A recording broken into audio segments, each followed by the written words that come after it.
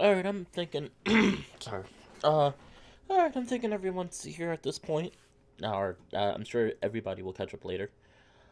Hello there, and welcome to a... Oh, I should probably turn the music back on. There we go. Hello everyone, and welcome to another episode of Minotaur Hotel with your host, Fallenwolf. Where's it at? Okay. Sorry, I'm not that good with menus. Last time I think it's been like a month since, I've played this, which is surprising. I'm sorry to everyone if I sound like I'm a little off, not really doing, I'm gonna be 100% honest, I'm really not doing that well today. I wasn't doing that well yesterday, but I figured I'd do a stream. Yeah. Hello from Russia. Holy crap, somebody from Russia? Hello there. I really wish I could pronounce your name. Lovely to see somebody from Russia. I love seeing people from all different walks of life. But, yeah, so I'll try to do my best to comment. But I figured I wanted to be honest with you, everyone that's watching this now, because I'm sure people are gonna notice. I'm not doing the best right now. I wanted to stream though. I wanted to stream for one. I wanted to keep going with the VN, and secondly, I just wanted something to try to keep my mind off of things. I really do appreciate everybody that stops by these. Like I said, I always appreciate everybody that stops by these videos and streams, and I'm sorry if sometimes it doesn't. I'm sorry sometimes if it doesn't sound like it. I really do. I honestly mean that. I really do appreciate people that stop by these. Just things have not been doing too well for me. I think I mentioned before I have a new job, and let's just say I'm pretty sure that I'm not going to have that new job. I haven't worked there. I worked there for 3 days, and I haven't worked there since. Oh. So, I'm gonna try to be upbeat and positive for this. I'm gonna try to get through this. I'm gonna try to stream for a while. But like I said, I'm sorry if I don't sound if the voice actor doesn't sound as great as it normally does, or I don't sound as into the VN as I usually do. I really do enjoy this VN. I really do like it. I think it's something different compared to a lot of the other furry VNs. So I will do my best. But if I don't sound, normal, then I apologize. Just I'm kind of pretty bad off. But hugs all around. Hugs are always welcome in the stream. So, oh, hello, TY Hybrid. I think I've seen you before. So we're gonna start. Last time we left off, I think, what happened? Last time we left off,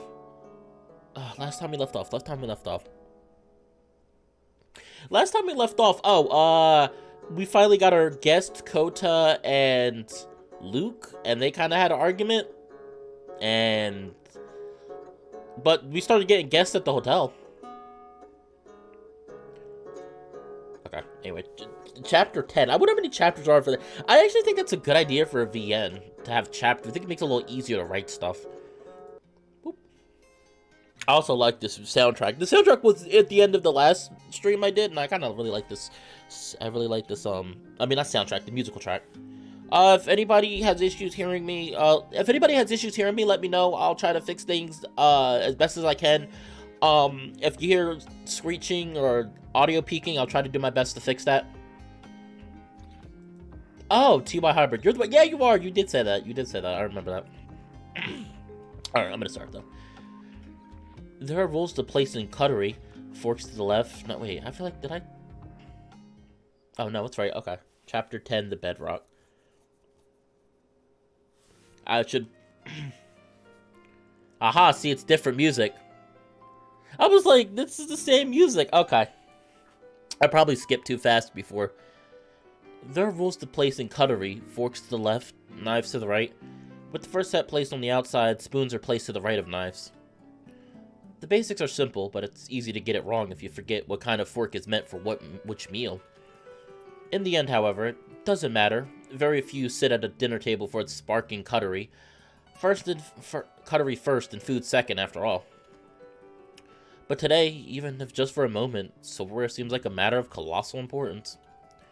Astrian ignores the cheese and crackers, cured meats and boiled eggs, jams and pastries. His eyes are locked on your spoon, the disgraceful thing he placed on the wrong side of the plate. Fat drops of sweat run from his forehead to chin, then drip down onto his lap. You can hear a rumble coming from him, a drawn-out grunt of distress followed by the Minotaur hunching over you. He woke up different today, stumbling about and skittish, already second-guessing the choice to have breakfast with you.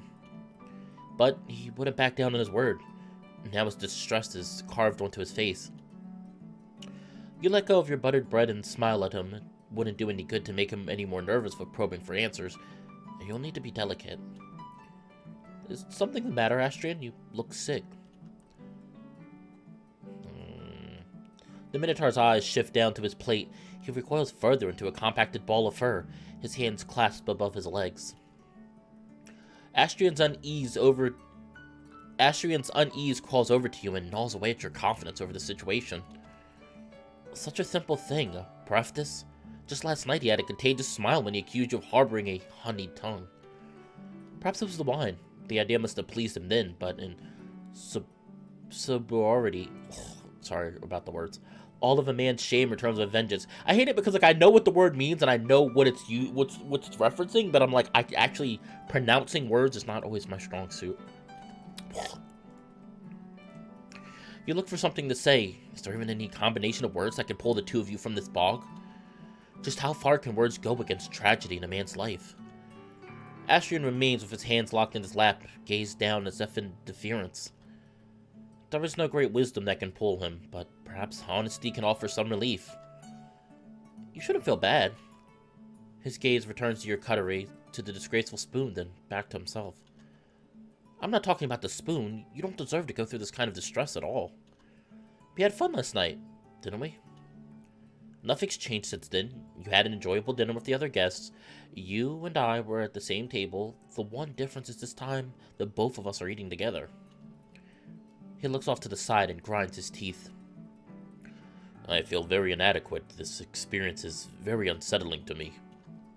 Why? As I said last night, I've never had a proper meal with the master, and the spoon, I put it in the wrong place. Oh, that's why he's worried, because I was like, why does he keep looking at the spoon? It's like, I was wondering, like, is our character eating, like, are we eating the food wrong? I mean, because I don't know too much about proper etiquette. I know about cutlery, but I don't know where they go, actually. Like, just soup spoon and all that fun stuff. Hello there,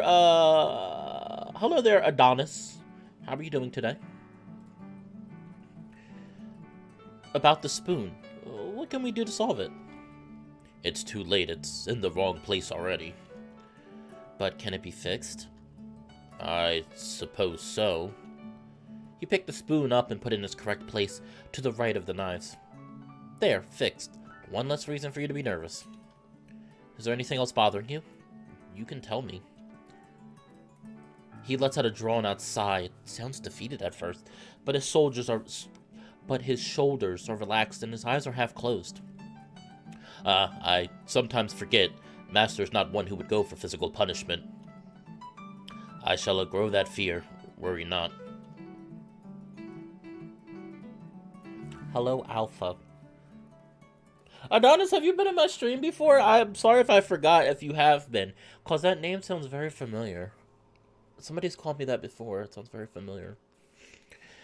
Besides feeling inadequate, oh gosh, it's Astrian. Oh, Besides feeling inadequate, I realize now that I don't want you to see me struggling with the cutlery, and I can't shake the feeling you'll be angry with me. Angry because you struggle with a knife and a fork? And then what would happen? I don't know. Maybe the master would think less of me, seeing me for what I am. I don't think any less of you. You take a bite. Why do you struggle with cutlery? Did no one ever teach you? I just never need to learn to as I grew up, or for a long time after. As a matter of fact, it wasn't until a few centuries ago that I even saw forks. It was a novelty then. People have tried teaching me, but I struggle with fine movements. I prefer eating with my hands. Well then, do just that. Well then, do just that. There's no issue with it. But it would be undignified of me to expose myself this way, and the times really have changed, haven't they? Is all this distress for nothing? Yes, it's hard for me to understand why you're so nervous. Nothing of what you've done today, even since I arrived at the hotel, deserves any bad reaction. But if you want to use cutlery, then try it. There's no problem if you get it wrong or make a mess. I feel so bad because Astrian is literally like the whipped slave. I mean, I know people are gonna be like, oh, for all intents and purposes, he's a slave. I mean, they use the word servant, but for all intents and purposes, he is a slave. And it's a shame, you know, and it's something we really can't help. Like, no matter what, we can't stop him from being, per se, a slave. At least as far as the story has shown us, there's nothing we can do to stop him from being a slave as of the time of this storyline we've gotten up to. But it's still sad to see, because you can tell, like, I'm like, yeah, this is like a slave, and it's a shame because he's so worried about doing something wrong, and our character's not like that. I'm not going to make my character be one of those characters, which is funny because I'm actually playing very quickly. I actually started a few days ago getting into Star Wars: The Old Republic, which is a fantastic MMORPG. I'm not gonna lie, I really have been having a lot of fun playing it, and I'm playing a Dark Sith Warrior. And in the Dark Sith Warrior, the first companion you get is, for all intents and purposes, a slave. And I'm just like, who would treat this poor woman so badly? And I'm just treating her all nice and stuff. And I'm like, hey, I'm just because I'm a Sith doesn't mean I have to be an asshole. You know what I'm saying? You know what I'm saying? But anyway, yeah, I started playing that a few days ago. It's actually, I really have enjoyed it a lot. I think it's a very good MMO. I don't play MMORPGs, so I was like, playing this, I was like, oh, I love this. This is fun. But yeah, like if you play a Sith Warrior, one of the classes called a Sith Warrior, if you play them, you did the first companion you get, it's a slave. And the first thing I did was took her collar off. I'm like, yeah, no, we're not doing that. The Minotaur takes the precious silverware in his hands. And I almost forgot. Like I do in every video, if anybody's interested in joining my Discord, I'm going to post a link right now. For anybody who is interested in joining my Discord, copy. Discord's pretty chill. We don't just talk about VNs, we talk about all kinds of things. So if you feel like joining, I mean, it's a very relaxed group. There's, you know, I'll post it. So there you go. If you're interested in joining, just follow that link. Back to the game. And there was no way this is going to end well.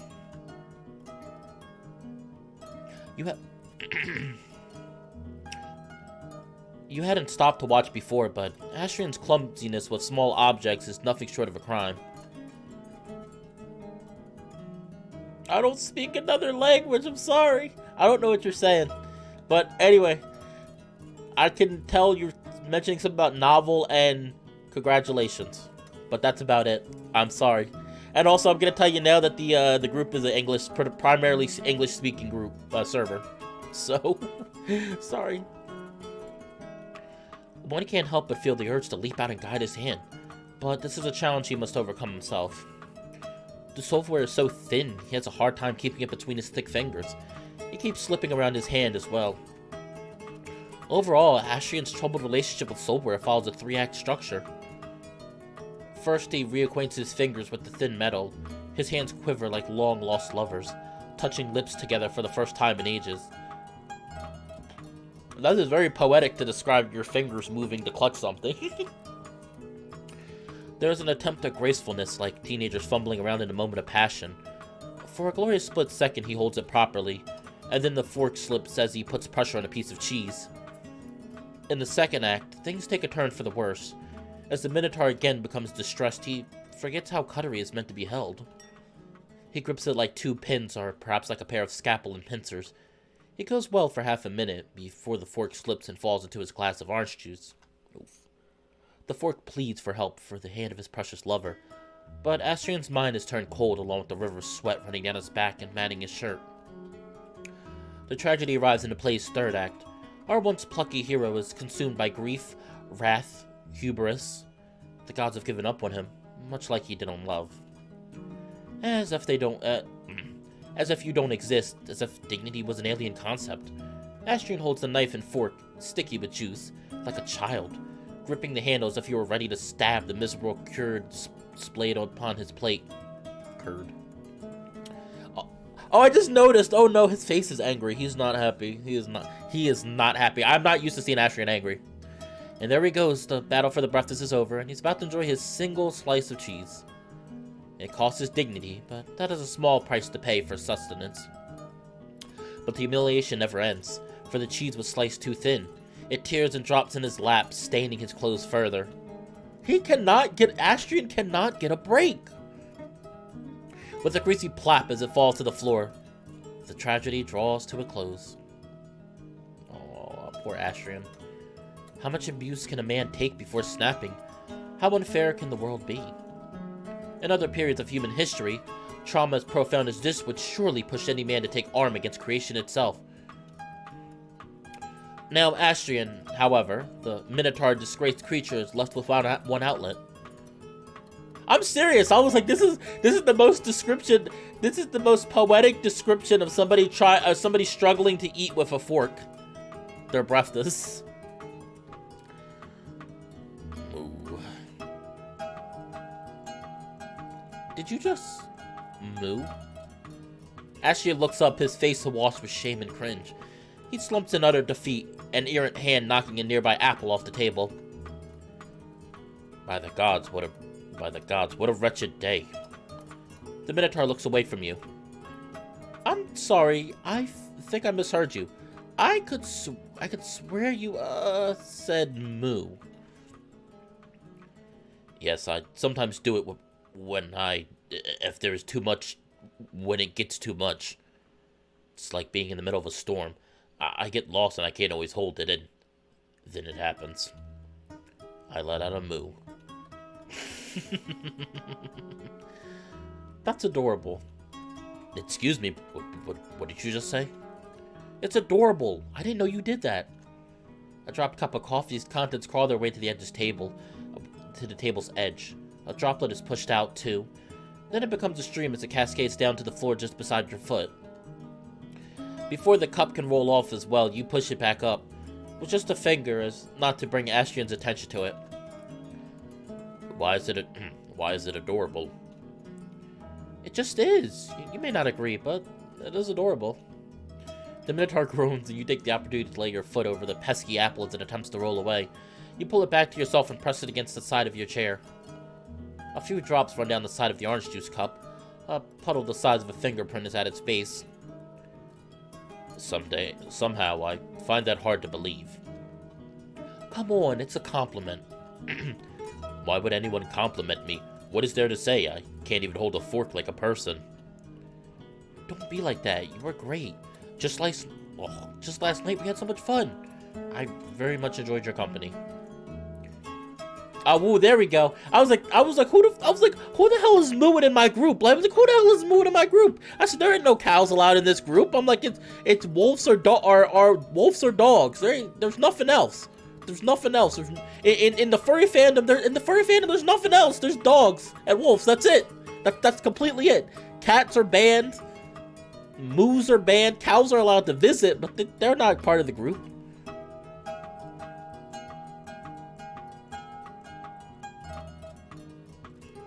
Nope, there we go. And you dealt so well with Greta's questions. You have a way with tough situations. That can't be. The master must be teasing me. Fat chance. I'm being honest here. Your words, however, don't seem to have much of an effect.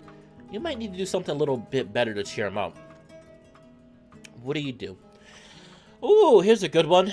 Alright, so should we make a sandwich and eat with our hands, or should we tell cow puns to make him laugh? I will give everyone a minute starting now.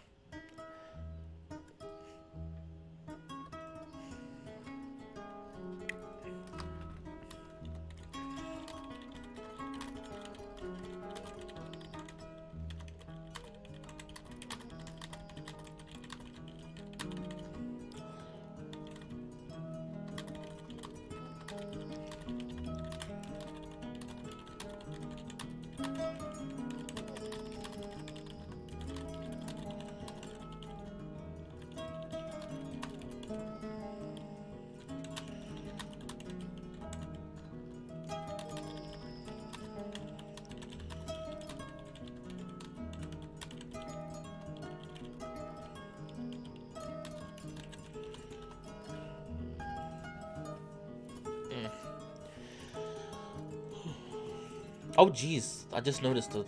You know, I'm very surprised. This is the first time I've seen the chat actually kind of reasonably busy, which I like. I don't mind. I'm happy to see the chat busy.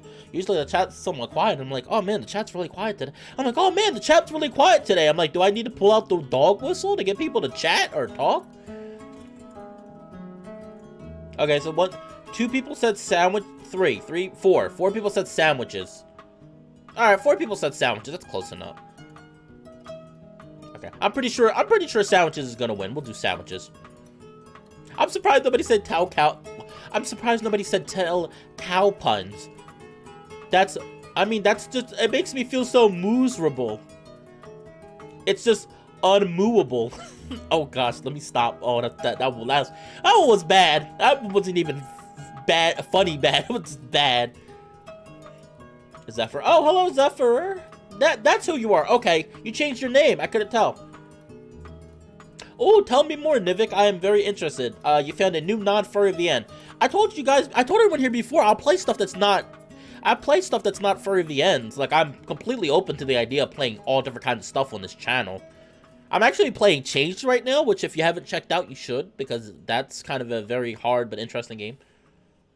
Or hard bad alpha. But let me know about it, Nivik. But we're gonna go with sandwiches. I think everybody wants sandwiches. You look back to the battlefield on top of the table.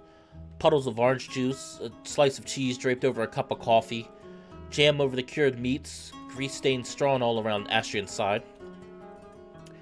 It is, however, no messier than what you'd see on a rowdy night out in the bar with friends. And the food, for the most part, should still be safe to eat. The 4 slices of bread and what remains of cheese and cured meats, with the jam scraped off, you make 2 basic sandwiches. You do make sure to pack them as much as possible before the thing falls off from the sides. If this will be all you'll eat, you might as well make it plentiful. What do you say we leave this whole mess behind us and enjoy this for our breakfast? No need for cutlery here. The Minotaur clutches his jaw as he accepts your offer. He turns a bit to the side, avoiding your gaze, and you follow suit. The living room fills with the sound of your chewing, interrupted once or twice when Astrian reaches out for his cup of juice. The sandwiches, of all things, break the air of tension in the room. What is left of the jam on the meat adds an unexpected twist to its salty taste, balanced by this cheese's neutral flavors. As you take another bite, you give the Minotaur a sideways glance, and find him looking back to you, then averting his gaze. You look to the window, to the horizon of orange and blue, then back to Astrian. This time, he is the one who catches your gaze, but neither of you look away. You hunch over, elbows supported on your knees. Just then you hear the swoosh of the Minotaur's tail against the ground. Thank you, and the sandwich is good. You're welcome. You know, I can make us more sandwiches now and then. Astrian opens his mouth to say something, but changes his mind. Instead, he grunts and looks away to finish his meal. Once it's done, he relaxes a bit, resting his hands between his legs and almost staining his pants with the mess of jam, orange juice, and cheese oil on them. You want help with that? Astrian jerks his tail, twitches his ears, and lets out a rumble from his chest. Hello there, Evolutions. How are you doing? You're missing Astrian making a mess of himself, but it's very adorable though. It's very, very adorable. His legs shift, hoofs scrape against the floor, but he nods. He extends his left hand to try it over. Oops. Plays Red Going Academy to learn beef. I'm trying to about it. Huh. Pokemon Academy. Nivik, send me a link to that. I will check that out. I never really played that much of Pokemon. I played a little bit when I was younger, but I haven't really played that much of Pokemon for years. But, I mean, I know enough of it. That sounds interesting. I'll give that a try. I'm always willing to try different things on this channel, as I've said before. He extends his left hand to lie it over yours. The fur on his back is short, but when his knuckles are on the side opposite to his thumb, there are scruffy patches, thicker, about a centimeter long.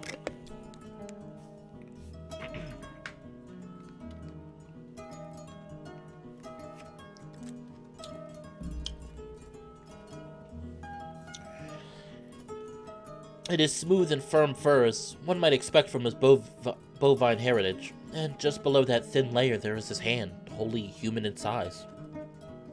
The nails, however, are black and thicker than any you've ever seen. You take a napkin with your left hand as you clean between his fingers. His forearm tenses and sends contractions all the way to the palm of his hand and tip off his fingers. Like a cat's paw contracting over his owner's finger. All of Astrian's fingers twitch and curl at once, trapping your hand in its grasp. His palm is sweaty and the beating of his heart makes itself known despite his coarse, thick skin. Just as you look up to him, you feel the fur at his wrist standing on end, followed by a rumble crawling from his chest, all the way to your hand. I'm sorry. He lets your hand go with the same deliberate glacial pace he trapped it in the first place. Just as he lets you go, his fingers follow yours before stopping. You could swear his breathing quickened, but there's no doubt he scoots his chair closer to you. When you reach in further to clean the fine webbing of his fingers, you feel a certain resistance. Astrian's gaze drills into his own hand. He tries to pry his fingers further apart to grant you better access, but it's as if his nerves are made of stone. His fingers shudder and tremble. The Minotaur sighs and grunts each time he tries to mold his hand to ease your work. At last you clean the palm of his hand, and just as your napkin grazes the center where the lines meet, all his fingers curl up again. His movements are twitchy, more like an involuntary and uncoordinated reflex than a willful act. I can't control it. When you touch it like that, it just closes on reflex. I see. I sure am learning a lot about your hands today. I suppose you are. He opens his hand once more, then you hover a finger over the palm, threatening to touch it. Astrian's gaze shows no opposition to what you're about to do. You graze the tip of your finger, slow enough to let your nail caress the hills and valleys of his handprint. The Minotaur's hands clutches yours, but this time your deliberateness gifted Astrian with some of his own. His fingers rest between your knuckles with his pinky hanging off to the side. He mutters something under his breath. When you look up to his face, you find his gaze lost, his chest bouncing up and down in shallow breaths. You budge a bit, but he doesn't want to let go. And in fact, there's just a tiny bit of pressure, as if he wanted to nudge your fingers apart to entwine them with his. Something like a mew escapes his throat, although he seems none the wiser about it. And you doubted me when I said you were adorable. He's in a whole different world. The sensation is not at all unpleasant, if one doesn't mind his sweaty palm. In fact, having such a larger hand holding yours feels like being a child once more. Again, you try to open your hand, and this time he complies. But you don't disengage. With such a youthful spirit taking over your mind, an idea springs forth. Before your hands separate, you pull them back to entwine your fingers once more, with your thumbs pointing up this time. Have you ever played thumb wrestling? Is that a thing people used to do? Huh? Thumb wrestling. Yeah, it's a game kids play nowadays, but by nowadays I mean that I played it when I was in school. It's not a new thing by any stretch of the imagination. Thumb wrestling, that takes me back, man. Man, way to make me feel old, character. I mean, then again, I am slowly creeping towards 30. We hold hands like this, and you demonstrate by trying to pin his thumb up. Although it is not a fair match from the get-go, his hand is like a Goliath to your David. Then we try to pin each other's thumbs, just like wrestling. I see. Except he doesn't. The first round the two of you play is defined by his passivity and lack of quick reflexes. During the second one he fares better, he puts up more of a fight, but when it comes down to a contest of strength, he lets you win without much opposition. He's getting focused on the task, however. His breathing returns to regularity, and his eyes regain some sharpness. Are you going easy on me? Come on, put up some resistance! Okay. How about this? This time, Goliath crushes the competition. Astrian's thumb crashes on top of yours and overpowers you. There. Like that? Yeah. Now, how about best out of 3? His hand may be bigger than yours and covered in fur, and his nails may be dark like coal, but while indulging in such childish playtime, it's easy to let the world melt away around you. What games did Astrian play when he was a kid? Thumb wrestling may not have been one of them, but it awakens something in him nonetheless. He laughs, giggles, flicks his ear, and thrashes his tail around. It's hard to say for sure, but even his cheeks seem a little flushed now. These intervals of childish wonder cannot last long, however. The living room is still a mess. After your playtime, Ashley and one, the two of you tidy up the place, carrying still the soreness in your cheeks that comes when one laughs too much. At times he offers you an unashamed glance, with no attempt of hiding it.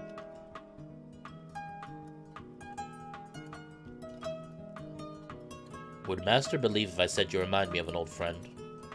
Really? What was he like? Perhaps that is a matter for another time. We do have our duties to attend to, do we not? And I have a mess to clean up as well. You take a good look at the floor. I am afraid you're right. In fact, we have a special mission for today, one of exceptional importance. Is that so? Now what does my wise lord have in mind? Well, do you remember our conversation last night about the internet? That's what we need to do. Connect this lonesome place to the outside world. Nowadays, all guests expect to have an internet connection whenever they stop by a hotel. We need to keep up with modern times. Yes, I remember now. You wished then for me to take you to that place I told you about? Ooh. Very well. Is the master ready? May we proceed? Yes, let's go. Ashley walks to the door leading back to the stairway, but stops. You hear the faintest sound. Is he humming? Oh. Then the door clicks, and what you see outside is nothing like the inviting light from the stairway. Ooh. Okay, thanks for getting... Now we're getting... That was a long conversation about breakfast. A tunnel stretches ahead of you, sloping down. Its walls are raw, bare stone. Ashton walks in as if there was nothing out of the ordinary in what just happened. He gives you only a brief glance, inviting you to follow. As soon as you cross the doorway, the very air around you changes. A bitter dampness hits you like a truck. It pries your mouth open and burns its way into your lungs. The entire hotel so far had air so dry it could make your nose bleed. But this place is already covering your skin in a sheet of sweat and grime. Just being here makes you feel dirty. But Astrian keeps going, and you follow along a few feet behind. The light from the doorway behind you grows dimmer, and the further you go, the louder are the Minotaur's hoof steps.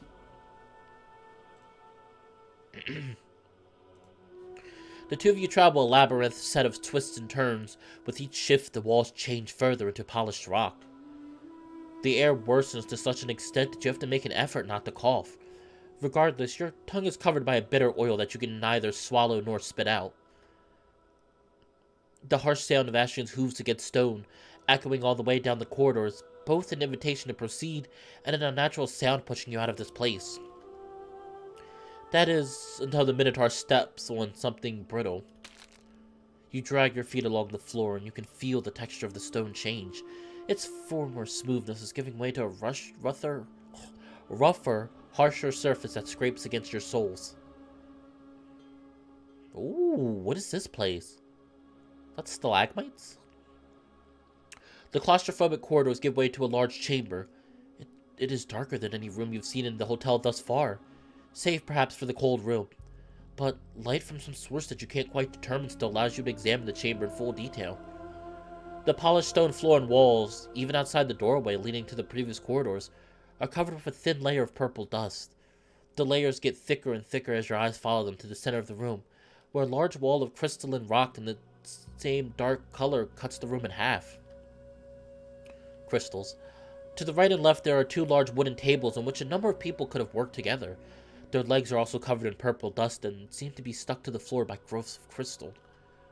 Books, sketches, documents, and schematics are strewn across the tables, and an old vase holding writing quills fashioned out of peacock feathers sits among the mess. Stone columns along the wall support the shadowed ceiling. They too are covered in dust, but the red and black paint that lies underneath is bright and fresh. The middle portion of the room's floor is peculiar. It seems to have been a shallow pool once, a foot deeper than the floor around it. But now it is dried and covered by thick overgrowths of purple rock. At the very center of the chamber is a wide basin consumed by the same rock. This is it. We call this place the bedrock. The stone you see is a form of Obsidian. This place is as old as the labyrinth. It has always existed. You rub your hand on the crystal wall. The stone is brittle, and with a flick of your finger, you break off a shard. Just rubbing it between your fingertips turns into a coarse powder that sucks up the air's humidity. As you proceed to examine it, you feel that the stain it leaves on your hand is irregular. There are oily black spots and watery red blotches. My lord, it's dirty, covered in centuries-old dust and grime. For your own good, I would advise against touching the Poseidon. Okay, Nivik, I will check that. I will check out the Pokemon Academy thingy on later. Maybe I'll play it. I might record a video for it later this week if I can. Oh, good thinking. You rub your hand on your shirt. Thank you. I would rather not see the master coming in contact with impure substances. I would further recommend you change clothes once we return. The Minotaur takes a step towards you, standing between you and the wall of dark crystals. May we proceed? The basin at the center of the room, that's what we use for the radio. This is the equipment that broadcasts radio signals? I suppose that is a way to put it. A more appropriate description is that it is the realm's link to the outside world. You take a look into the basin. It is hard to know for sure, since it is covered in dark stone, but it is almost as if there's no bottom to it. This room is the closest place to the outside world, if we can say that. It operates by different rules. Millennia ago, it was a shrine to the god Hermes, patron of trade and messengers. There are other such locations in this realm dedicated to specific gods. The masters for a long time used it as a dock to send and receive goods from the outside world. Then it became a post room with the hotel when the hotel room was established. Oh my gosh, my tongue today. I'm just tongue twisted. I'm sorry everyone. I'm very tongue twisted today. If you can offer adequate instructions, it will find a way to transport goods back and forth. It could receive radio signals from the outside after we instructed it on how they work. If you can describe how the internet works, then it can be done. That will connect the realm to the whatever the internet is. Then, if it's anything like radio, it can retransmit signals to your equipments. And how can we teach it to do that? What is the procedure? A contract. Yes, everything in the realm works by means of contracts, mainly those signed by the master. Your will, save a few exceptions, is sovereign.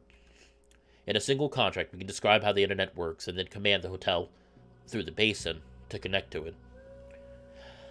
I like that we're starting to get some lore. We're starting to get a little more lore understanding in this story. So basically what he's saying is that we can get the hotel to do things that it wasn't anticipated to do, but in order to do that, we need to make a contract. Hey, that's kind of like programming a computer. Oh, pardon. It's how computers work. That's what I mean. They follow your instructions, nothing more. If you give a computer bad instructions, they won't work. You need to be very precise. Tell it step by step in its own language what it needs to do. Alright, see you, TY. Thank you for stopping by. Appreciate it. Have a good day at work. Yes, I suppose your comparison is adequate. That is indeed how the hotel works. Which reminds me, I've yet to offer you the instructions on how to summon objects, don't I? Yes, I've been here for a few days already, and yep, I'd really like it if you could help with that. I am frightfully sorry for my negligence, my lord. Had it not been for the exceptional circumstances under which we met, I would have taught you on your very first day as master. Don't worry about that. Now, tell me, how does it work? Very well. For starters, the labyrinth can generate most materials and substances found in nature. That includes animal and plant products. It can generate living beings as well, but for a number of reasons that function was disabled. It's a long story. We can discuss it at another time. The labyrinth can generate complex structures and manufactured objects, if you can instruct them on how said thing can be built with raw materials. For clothing, we have quite the archive of instructions. You can trust the hotel to manufacture even complex garments without issue. It cannot, however, fabricate currency. Neither will it produce metals like gold or silver in large quantities, and a few other substances which were used in commerce back when the realm was created. And if a large mass of goods produced by the labyrinth are exported to the outside world, it may become rebellious and refuse to obey orders for a while. Okay. So basically, anything that could any instructions that could lead to the current owner of the hotel to make vast amounts of money will cause it will either the hotel, sorry, the basin, which is technically the computer, will either refuse to do said instructions, or if it does them, it won't work for a time afterwards. Huh.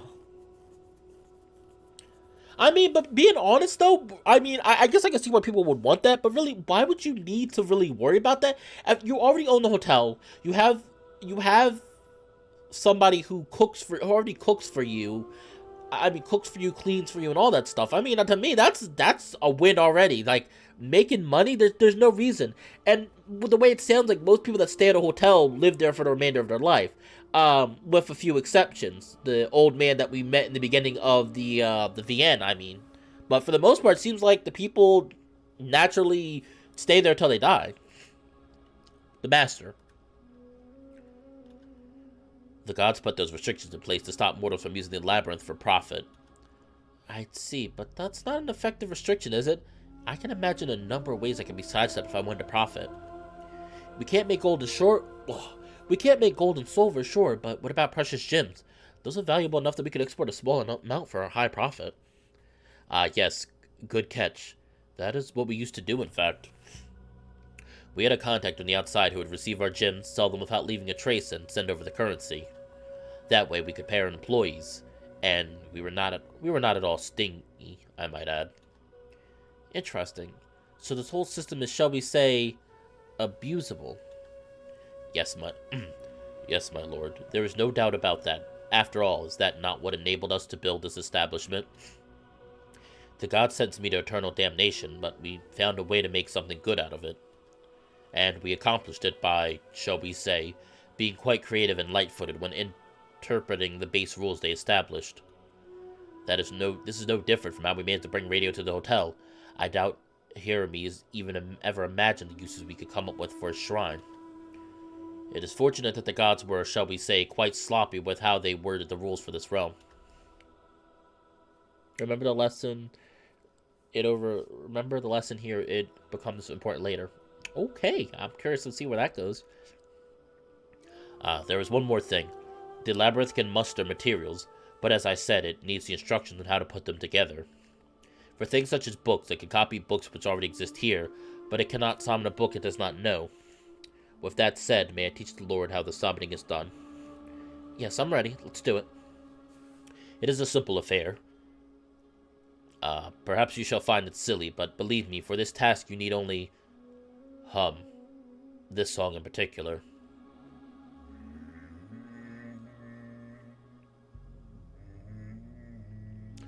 The Minotaur begins humming a slow and drawn-out melody.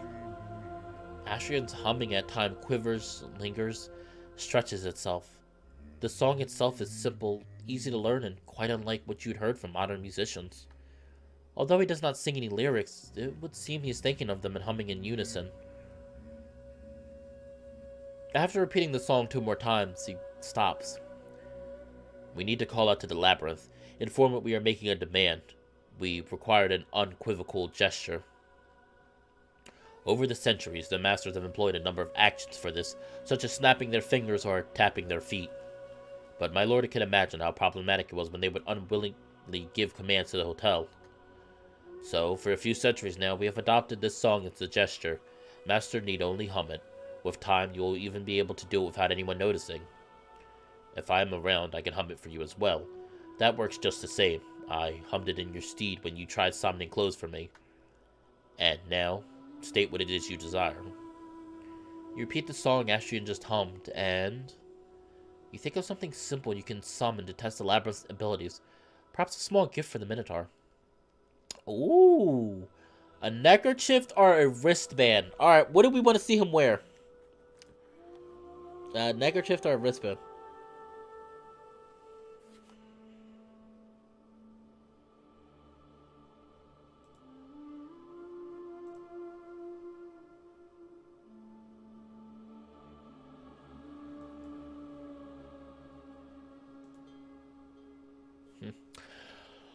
Alright, like I said, same thing as the other choices. Give you a minute. Do we want to give him a neckerchief or do we want to give him a wristband? I'm very curious to see what people want him to have.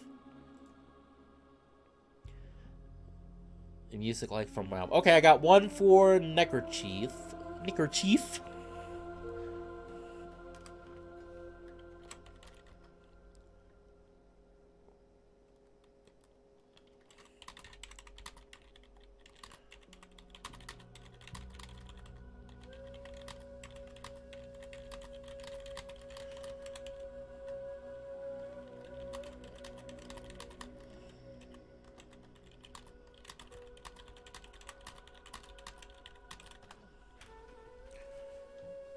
Two for neckerchief.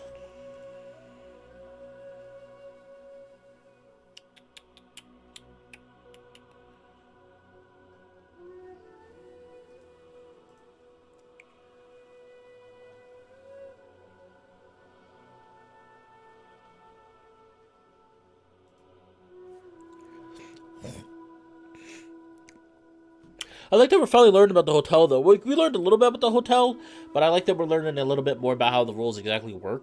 That is very good.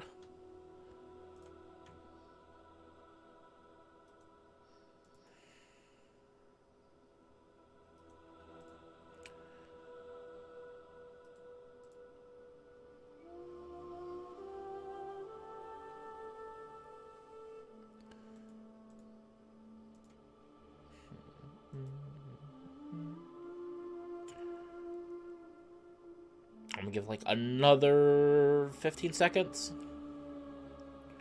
Another 15 seconds. But yeah, I like it. I like what's going on so far. I'm really glad that we're starting to learn. I'm really glad that we're starting to learn a little bit more about this world now. I'm like, all right, we're starting to learn a little bit more about the hotel. We're starting to learn like how exactly you manufacture stuff, the restrictions, but also with the restrictions, it also seems like there's ways to go around it rather easily.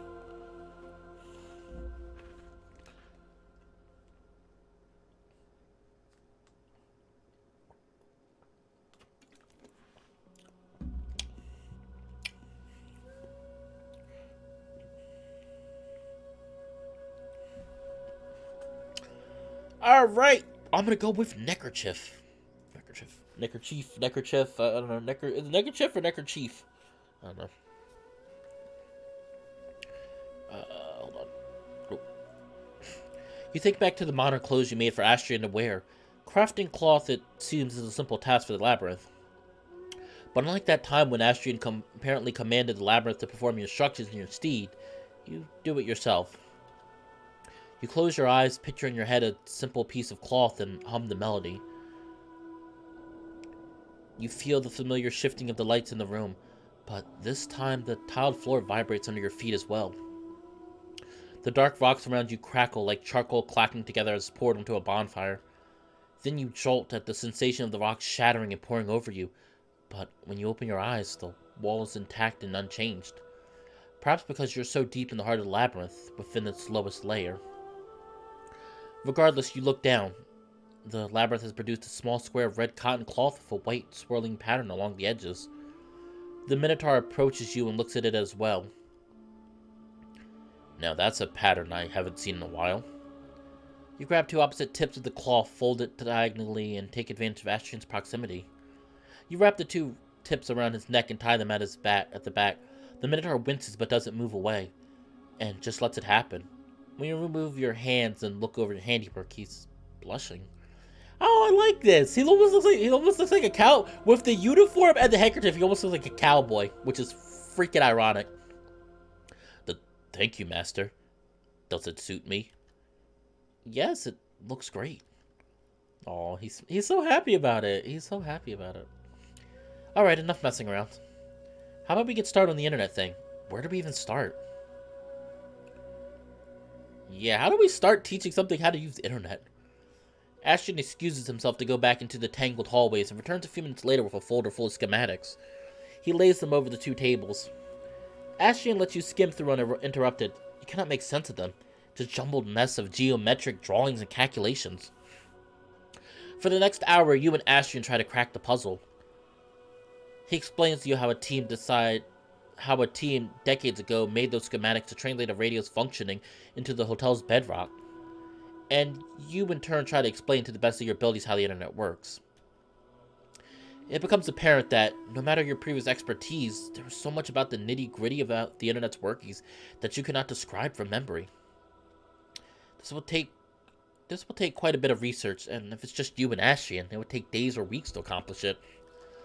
Your concentration is broken when you hear the shudder of rock moving against itself just behind you. You turn around, but nothing has changed.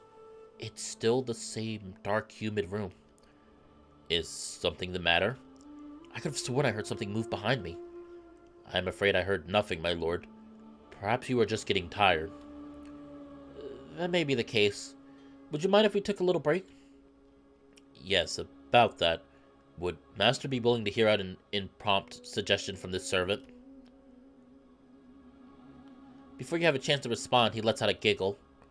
I'm just pulling your leg. I assume you're about to tell me not to call myself a servant in that manner. I can be witty too, my almighty lord. Now, getting to the point.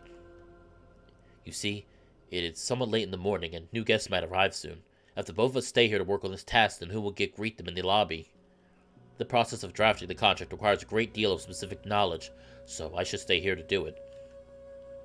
Could we perhaps recruit Coda to assist me while you man the reception? That sounds reasonable. I'm not sure he knows a lot about the internet, but he might be able to give you a hand, to a certain extent. You can now assign guests to the research and development team. Watch team building tutorial. Huh! What is this? Special rules for Humanites. I bet I can lend the team a hand with these contracts. Your Humanities expertise adds an extra 2 passive points to contracts. Yeah, definitely gonna watch the tutorial. I don't have no idea what this is. At the start of every in-game day, you will be given the chance to assign some of your guests to a team and perform tasks to improve the hotel. The R&D team will research technological projects to expand the hotel's capabilities or work out new contracts that modify the rules of the hotel. To assign a guest to a team in the guest management screen, click or tap on their icon and then select the appropriate option. Similarly, you can dismiss a guest already assigned to a team by clicking/tapping their icon in the team and selecting the dismiss option. Every guest has a set of stats, tech, and contracts. The higher this stat is, the more a guest could contribute towards completing a project of each type. Every session, your team's stat total will be spent working towards a reward, such as completing a tech project or crafting a contract. Every reward has a stat requirement that must be met for you to obtain it. If your team can't reach that total, don't worry, your progress towards obtaining a reward will carry on to future sessions.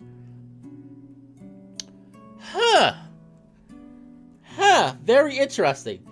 So I think I kind of get it. You can see this tutorial at any time from the help menu.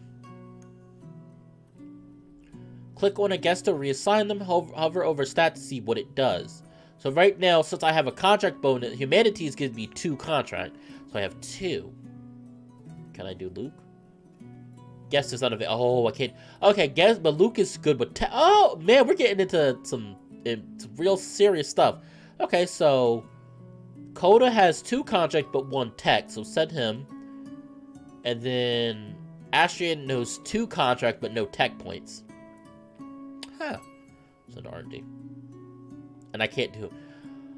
Oh boy, I wonder how complicated this is gonna get later on. I'm very curious. Finish.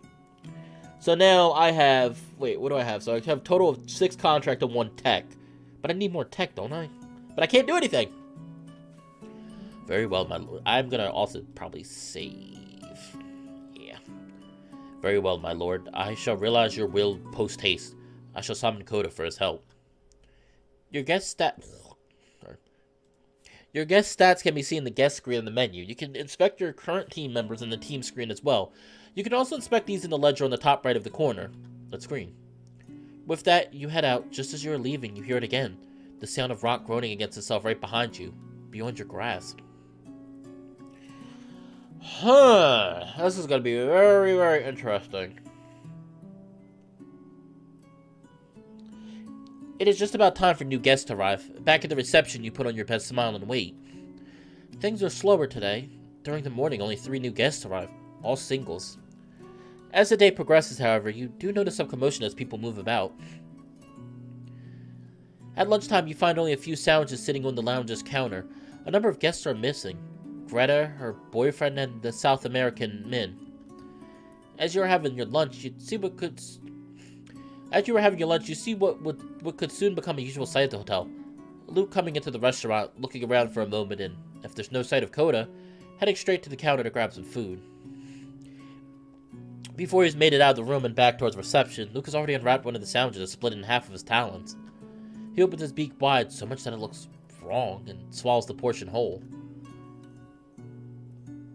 As much as you wish he and Coda would get along, you are somewhat happy to be spared the spectacle.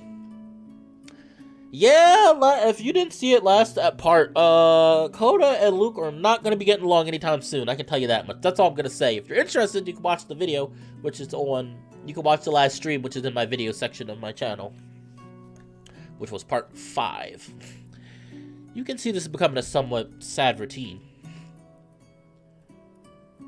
You prepared yourself for an uneventful afternoon, but when you return to the reception, something feels off.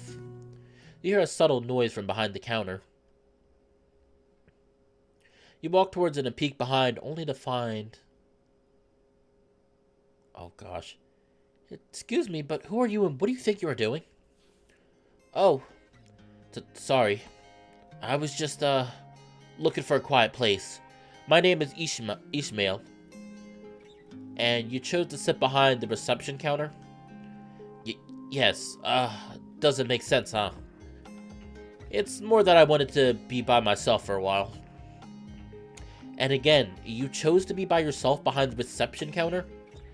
Of all the places in the hotel, this is the location you choose? Yes, isn't it silly? Please understand, I've been hitchhiking with my girlfriend for weeks now, and she doesn't stop talking. And today she, got all excited about this thing she was helping with. That fat dragon convinced her to help out with something. When I stumbled into her during lunch, she was all hyped up. You don't understand what she's like. She'll keep going on and on, even when I'm trying to sleep. Please let me hide. She'll never look here. I'm just watching some anime. I won't get in your way. Anime? How are you doing that? We don't have an internet connection here, and I doubt you're getting any reception. Yeah, and it's been driving me crazy. I can't browse shit. But I planned ahead. I have over 108 gigabytes of anime on my phone. Holy shit. Dude, what the hell?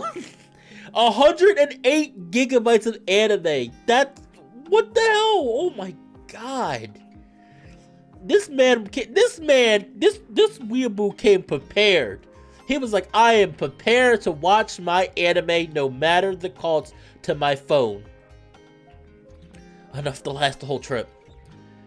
Jeez, do you even like Greta? I don't know.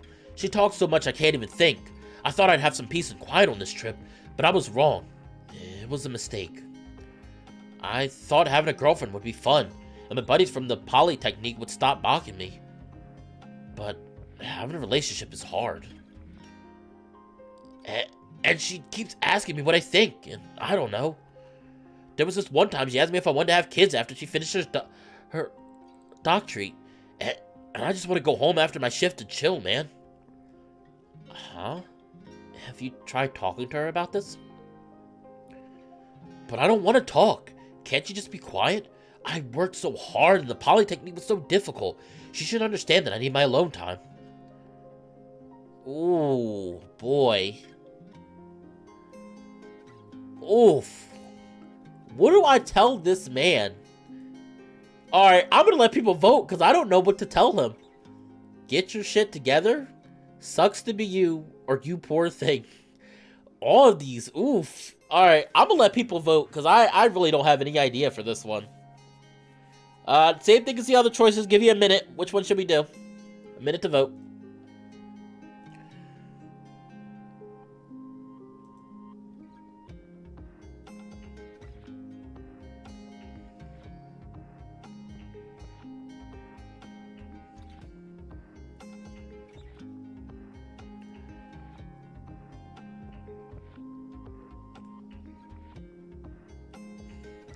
Come on, everyone. I need you to vote. The time is a ticking. I don't know what choice to... I don't actually know what choice to make in this section. I was like, I guess it... I don't know, because I don't know if it's going to matter in the long run or not, but, you know. Should we... I mean, should we be hard on him and say, get your shit together? Should we just be, like, sympathy, like, man, it sucks to be you? Or should we be really extra sympathetic and be like, oh, you poor thing? Even though you poor thing to me sounds almost mocking. Sucks to be you sounds like, you know, you feel bad for him, but you're like, I don't know what to tell you.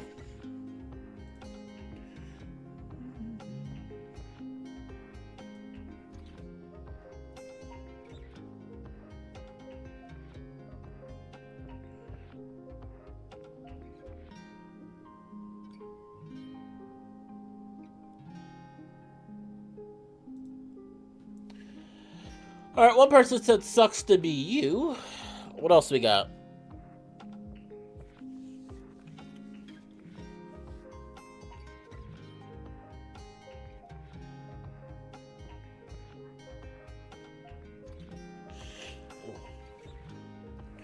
This is a tough decision. I can understand a bit of both of them. Yeah, I was like, both of them I can kind of understand. Like, because it's like... I do agree it's a hard choice, don't get me wrong.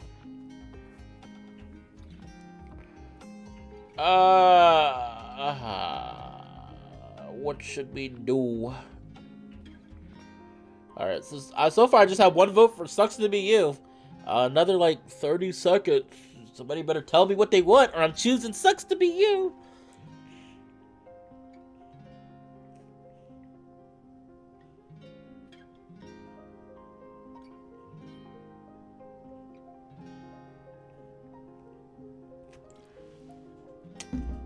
Oh, we got one for get your shit together. I mean, I understand being harsh on him, because it's one of those things, it's like, dude, you need to talk to your girlfriend. It's like, you need to talk to your girlfriend about this and tell her how you feel. And on the other hand, it's kind of like, also, it's like, you could also feel like it's really none of your business. And sometimes there's a time and place for everything, and there's a time... Sometimes you just have to be like, it's none of my business. It hurts to say, but sometimes it's just the way it is.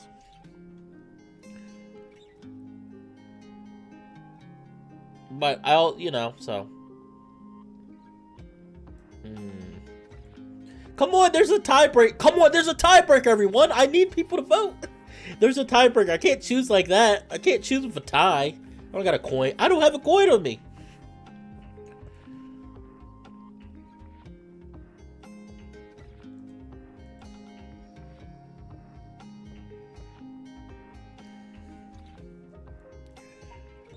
Okay, the second person said get your shit together. Okay, so we got 2 for get your shit together, and I have 1 for sucks to be you. 15 more seconds. 15 more seconds. Vote! Quickly! Quickly vote! I need the votes! Quickly! I'm liking this so far. I do admit, I'm sorry to everyone if this episode gonna go with get his act together. Okay, 3 people said get your act together. We're gonna go get your act together. I do want to say that sorry about it, this part's a little slower. Like I said earlier in the video, just my mood's a little down. And also, just in general, this part seems like it's more... I will say this VN is not really meant to be action-packed. It's more... has a more calm feel to it. And this part is a lot quieter, I feel like. Alright, so we're gonna go with get your shit together. Oh, wait, oh, I should save. Let me save first.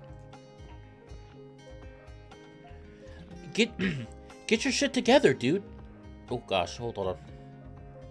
Get your shit together, dude. Being able to talk things out is an important adult skill. If it bothers you that much, then you have to do something about it. Talk with her, or at the very least, reflect a bit about your role in all of this. I just don't want to think about that stuff right now. I'm on my vacation, after all. I could use a distraction. It will make things clearer for me. Well, I'll let you do your thing, then. He completely ignored what we said. Hey, do you have a moment to just have a chat? I thought you wanted peace and quiet. Well, what I've been praying for is Greta going quiet for a minute or two. If it's another human being, it's okay. I haven't talked with anyone else for over a week. I guess. What do you want to chat about? I don't know, just stuff, I guess. Got any favorite anime? About that. Another choice? No, I'll choose this one. Oh, unless anybody has a choice for me. Another choice? I love too many anime to pick a favorite one. That shonen one with the tournament arc. I don't care much for anime. Anime is a sick Anime is a sick abomination on our planet. Get it out of here. I'm definitely not choosing that one, because I can't say that because I do watch anime here and there. Not nearly as much as I used to when I was a teenager, but I still do watch anime. You know what? I'll choose for this one. Because I don't watch anime like I used to, so I'll say, that shonen with the tournament arc. I was watching this shonen with the tournament arc at a friend's that was fucking amazing. Shit, can't remember the name. Which one? Did it have medieval weaponry that turns into guns? All of my internet friends won't stop talking about it now it's being adapted. Haven't gotten around to watching the anime yet. I'm reading the manga around the part where Ronin is trading for... No, not that one. It's about martial arts and stuff. Is it the one with the cute pink-haired sister character everyone's making fan art of? It's on a bunch of streaming services now. Maybe it's that one. That one looks new. You can tell this one looks kind of old, like from the early aughts or something. Alright, so it's a martial arts shonen with a tournament arc that is a little old. Let's see. Ah, you mean Yu Yu Hakusho? Actually, Yu Yu Hakusho is a fantastic anime. That's an old. I love freaking Yu. If you never checked it out, I would highly recommend. Yu Yu Hakusho is really good. I would recommend. It's from like what, the early 90s. It's really good though, and it's not that long. It's like 100 and something episodes, but it's good. It was just the right amount of. It was just the right amount of length for what it was. It's not like, no offense, it's not like something like Naruto that's still going on. They had their story, they told it, they ended it. You spend 15 minutes with Ishmael as he lists a myriad of shows that can match your description with you shooting them down one by one. At one point, you realize he might have gotten it right a while ago, but now it's too awkward to interrupt him. But it's been a while anyway. You've kept the company long enough. You decide to move on with your day.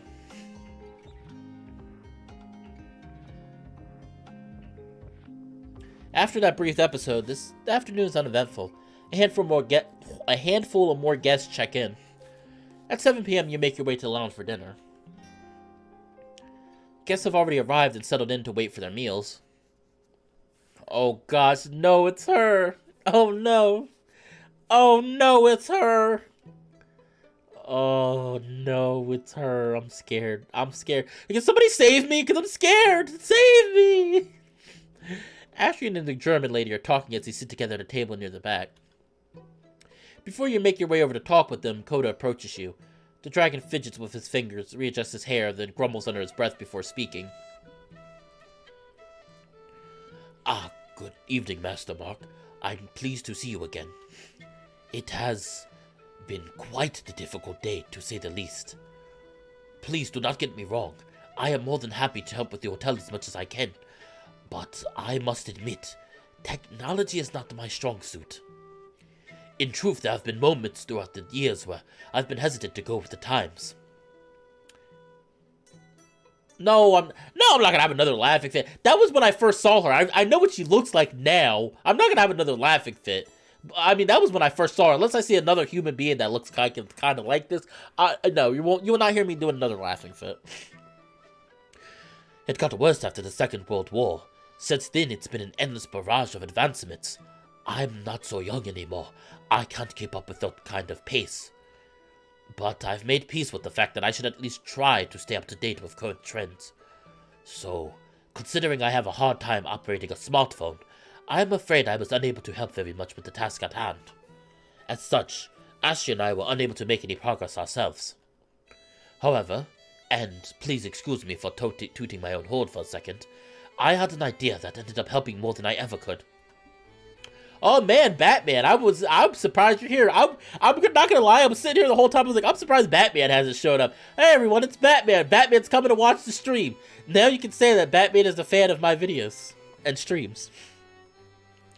You see, I had a most,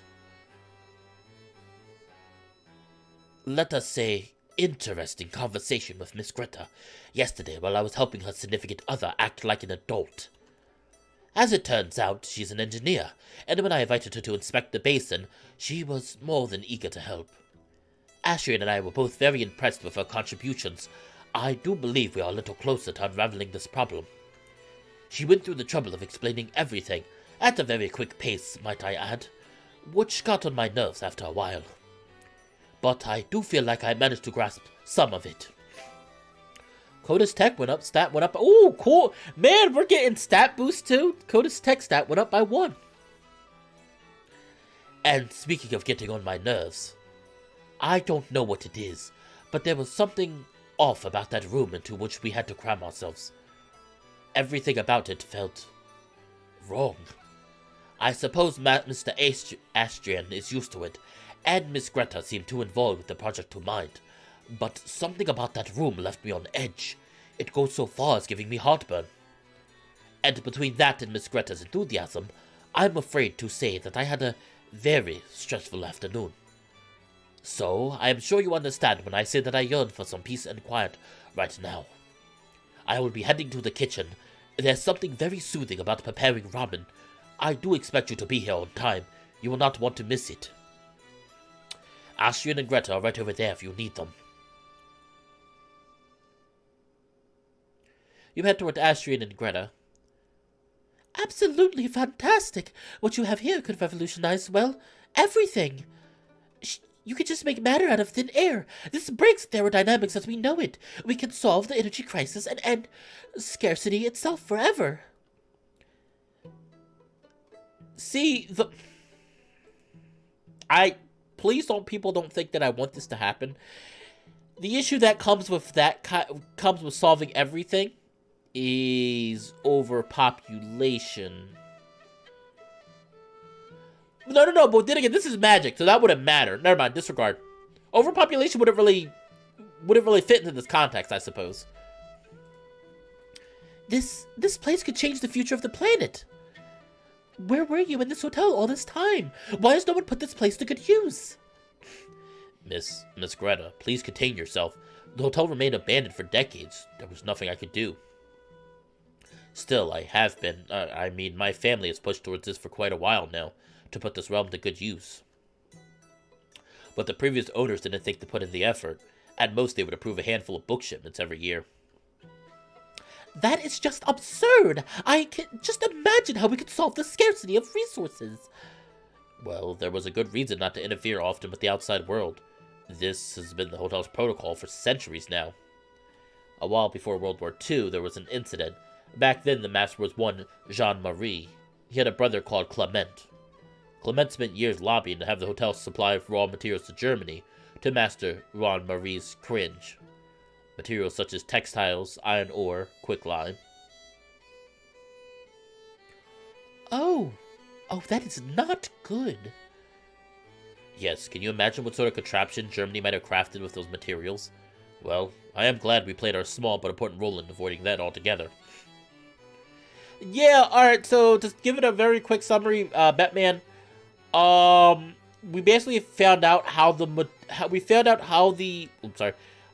you missed Astrian making a fool of himself trying to eat breakfast, which was very adorable. Then we found out how the hotel makes raw materials out of nothingness. And currently we are trying to get the hotel to have Wi-Fi, but we have to write it into what is called a contract for the hotel, or the basin, which is pretty much the computer of the hotel, to understand how to have Wi-Fi in the hotel. And for that project, we got Astrian and Coda to work on it, and they invited Greta to figure out how to write a contract. And Greta is now talking about why the hotel wasn't used to help better society or the planet. So that's all you missed. Yes, oh God. So you see, quite often masters were afraid of how the hotel's capacities could be misused. With reason. And it is not as simple as one would imagine. The realm cannot export much. It will stop generating new materials if too much mass leaves it. I see, so there's a good reason not to export. But it still can be used for research. What issue would there be with that? I suppose you are correct. The hotels have housed a number of artists and scientists over the centuries, but as I said, the masters didn't put much thought into it. It was just an occasional thing, or far too often, a matter of nepotism to benefit the master's darlings. Oh, Mark, sorry I didn't see you. Come sit with us. There was so much for us to talk about. Did Coda tell you about the day's findings? We asked him to. Yes, it gave me a rough outline of what you accomplished. You helped quite a lot, didn't you? And here I thought this would be a vacation for you. I did help, but don't worry your pretty little head. Every second was worth it. Working on this was incredible. Mark, allow me to speak frankly. Greta, have you not been speaking frankly already? You have much more than a gold mine here. If you want to get rich, yes, you can achieve it with this hotel. I'm aware of that. This place has a lot of potential, that's for sure. Oh, more choices! God damn it! More choices! God damn it! Alright, everyone. Oh no, this is an important choice. We're saving. I'm saving. Oh no, this feels like a very important choice. Save. Alright, what do we want to do with this hotel? We want to focus on making it a home for those who are lost? Do we want to revolutionize science with it? Or do we want to just focus on being rich? And I don't know why, but I get the feeling this choice will really affect the story. So, come on, people, tell me. What should we do with this hotel?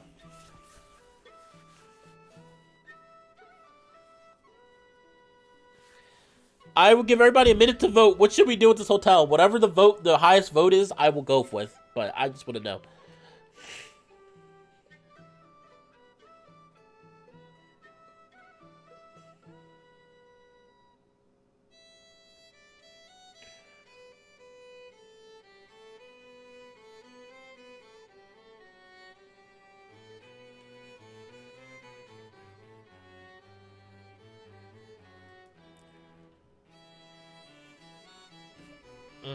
Come on, everyone, vote. Everyone's so shy. Home for those who are lost.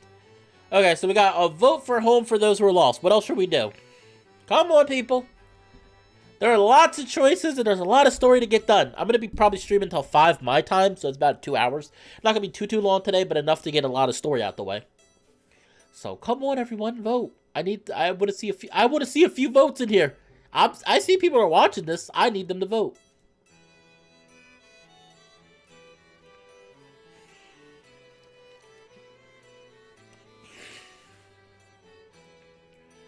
Okay, alright, so I got 2 votes for Home for the Lost and one for Making a Fortune. Alright, come on. We still got we still got 30 seconds. Come on, everyone. There's no right or wrong answer for this. Like, whatever you choose is fine. I'm not gonna get after people like, oh, how dare you make that choice? Hey, this is just having fun with a VN and people vote for what I do.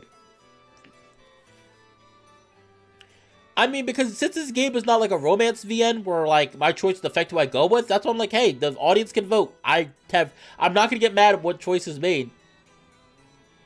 So feel free to vote. Vote for your choice. Vote for your choice. I have no issues.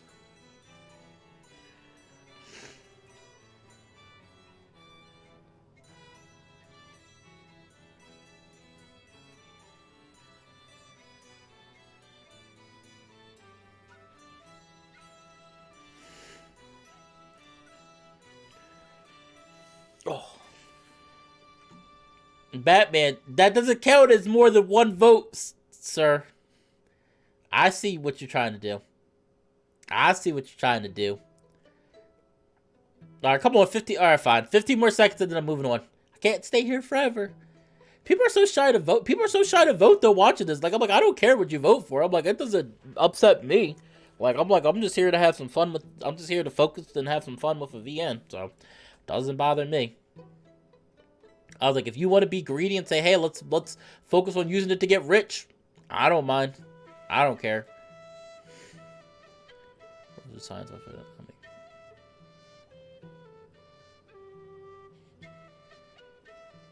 I'm actually really surprised though nobody said science. Nobody was like, oh, let's try to figure out how to use science. Wild. Oh, hello there, Kamari Moonlight Rand. I think I said that right. How are you doing today? Alright, have you been in streams before? Because you look kind of new. You look a little new. If you've been here before, I apologize for not recognizing you, but if you're new, welcome, welcome. Alright, fine, we're going for this. Alright, we got the votes. Making it home for those who are lost. A home is such a simple thing on paper. Food, bed, clothes, a ceiling, friends. But no matter how much humanity has advanced, we're still limited by resources and circumstances. Even today, children go without education, malnourished, and ill. Even in the most developed countries, people die from rare diseases that require prohibitively expensive medication. The world is full of such inequities. With this hotel, we might be able to achieve an immense humanitarian project. You are thinking too small. Listen, the world will always have these problems. Every day a new poor, starved child is born. And it will never stop. The more you help, the more they'll ask for help. Meanwhile, if you use this place for research, you'll advance humanity itself. Well, I'm already brimming with ideas on how to exploit this place. We rely on gigantic submarine cables to communicate across continents, when we could just relay it all over this hotel, for instance. There are so many substances for research which are prohibitively expensive to acquire, and here you can just generate whatever you want. Please, Mark, you must think about the progress of mankind. Greta's. I don't like how where Greta's going. I don't like where Greta's going with this. Astrian has already convinced me that exporting goods may not be the wisest decision, yes, but research allows science to harness this power. Do not give in to stifling plaudits about power. Mark, humanity has carved its way out of primordial, brutal nature with our wits alone. Okay, you are new. Okay, I thought so. I was like, I don't think I've seen you here before. Very pretty name, by the way. I really do enjoy your name. It's very pretty. Moonlight. Moonlight is a middle name. Sounds, oh, that sounds wonderful. Well, anyway, Kamari, thank you for coming by to watch this streamer.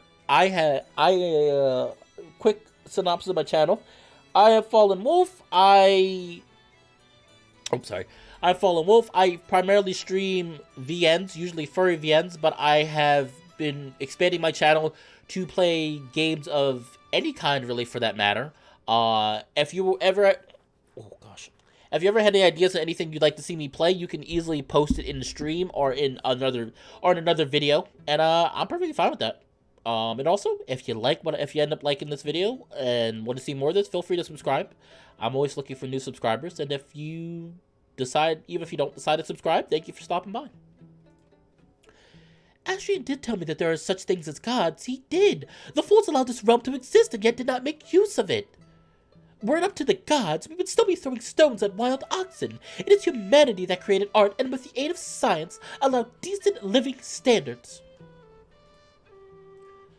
Please, you must not leave this realm unused. Look, I know what you were thinking. You were telling yourself that I am German, correct? My country did such terrible things. I keep that in mind. The concentration camps, horrific atrocities are such a common sight across history. Which Germany did. But look at what happened in Hiroshima and Nagasaki. Think of Japan's Unit 731. Right? I'm serious. I don't like Greta, because I don't like where she's going with this. I understand using this to better humanity, but would humanity really try to better themselves with this or abuse the power? I guess that's a question for every time we get a technological advancement. Humanity is quite familiar with horror, we are, but it does not mean we should stop trying to achieve goodness. Now, I agree with that. Power does not necessarily corrupt, Mark, and you have power, lots of it, perhaps more than any single human in history ever had. Refusing to use it for good is not too far from using it for outright evil. Oh, boy. Oh, I may have gone overboard there. I am frightfully sorry. Astrian, I had the most unpleasant and fascinating day of my life with you today. I cannot overstate the privilege of learning about your hotel. I am getting to return tomorrow to finish our task. You've given me such drive, such stimulating. Oh, you think we could wrap up this internet thing tomorrow? Well, you know how the hotel works through contracts. I'd estimate there's 5 contracts we need to iron out, and 5 tech schematics we need to finish to get internet up and running. And we're at 6 and 1 respectively right now.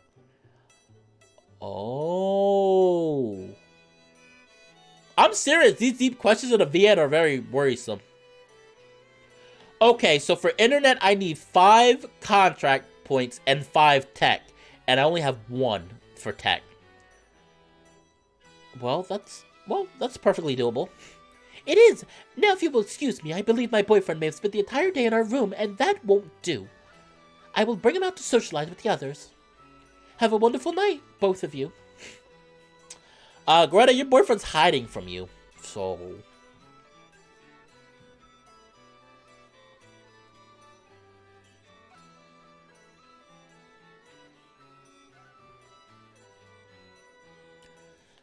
I'm really worried now. I don't like where Greta was going with things. Master, what did Miss Greta mean by concentration camps? And what happened to Hiroshima and Nagasaki? Oh, Astrian, how about we talk about all that another time? It's a complicated subject. Sure, whatever you want, Master. Oh boy, I forgot. Ugh, that's going to be a rough conversation to have with Astrian, because I forgot he doesn't remember about World War II.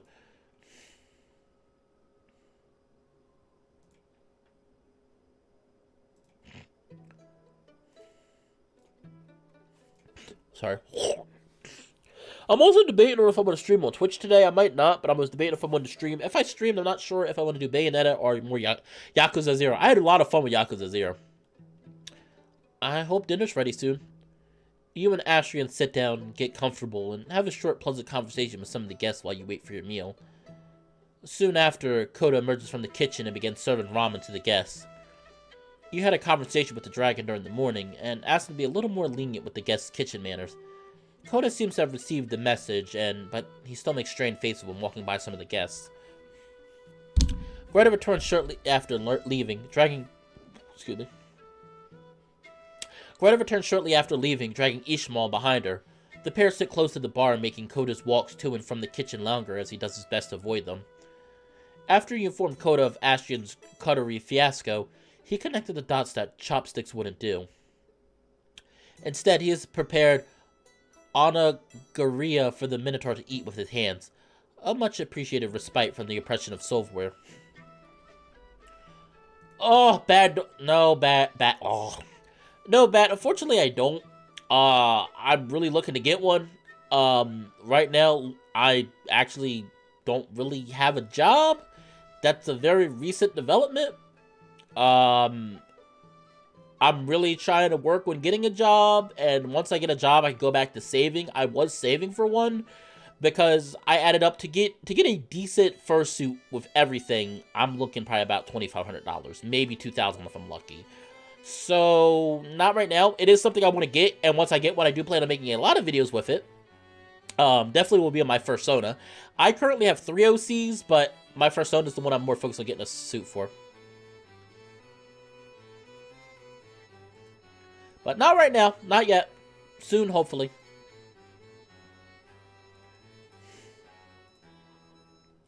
Oh, go back. There we go. Midway through his meal, Astrian stops and sighs. Is something... oh, that's you. That's me. That's me! Is something the matter? It's just that Miss Greta is quite difficult, is she not? Today I slipped up and mentioned that I used to play the lyre. Since those words left my mouth, she did not stop asking me to hear me play it. So she got a few more people together to ask me to play a few songs before they depart. I couldn't get myself to tell them no. So, in 2 or so days, I'll perform a small concert for the guests. Are you sure you are okay with it? You don't sound too enthusiastic. I'll just have to get reacquainted with my lyre. It shouldn't be too hard. I've played it for so long. Hello, Robert! We almost show up towards the end. We got about another 20 minutes and I'm going to stop. After your meal, the two of you climb the grand staircase and return to the master's quarters. Along the way, you have a small discussion about the day's events. Astrian is rather unhappy about having to take people to the bedrock of the hotel, but acknowledges that it's a necessary evil to give everyone else a better experience. Also, I probably should check that. Start a Only's fan. I don't even know what that is. Can I add him? Or no, not right now. Oh, I guess it's every day. I can't do it at certain points. Okay. Ashley is rather unhappy about having to take... Oh, wait, I read that. Coda's presence down there was very comforting, despite him not being much help with the task at hand. He also talks about Greta. You both agree that, despite being more than grateful for her help, she is a very intense person. As she had mentioned, she will be leaving in a couple of days to continue her journey, but that still gives you plenty of time to complete your internet project. In turn, you tell him about your run-in with Ishmael in the afternoon, but you have to take a break to explain what anime is. It turns into a rather long digression, but Astrid is happy to hear more. You wonder whether you should show him some of your favorite shows once you get the Wi-Fi up and running. Speaking of anime, not too long ago I finished watching BNA. Which is called Brand New Animal. The first season, well, there's only one season right now. It was on Netflix. I kind of didn't like it. I loved the art, and I thought the voice acting was great, but I had issues with the pacing, and in general, I thought the plot had a lot of holes in it. So, I'm sorry to people out there who watching this who like BNA. I just did not like it. I will watch the second season if and when there is one, but I still kind of prefer B-Stars. Nicholas Hamilton. Hello there, you new. Hello, Nicholas. I think you've been in my videos before. Can't wait for you. Oh man, can't wait for you to get to the next update. I mean, this is the current updated version. So this is point 0.4. This is version 0.4. So I am updated, unlike some of the other VNs I need to update. So.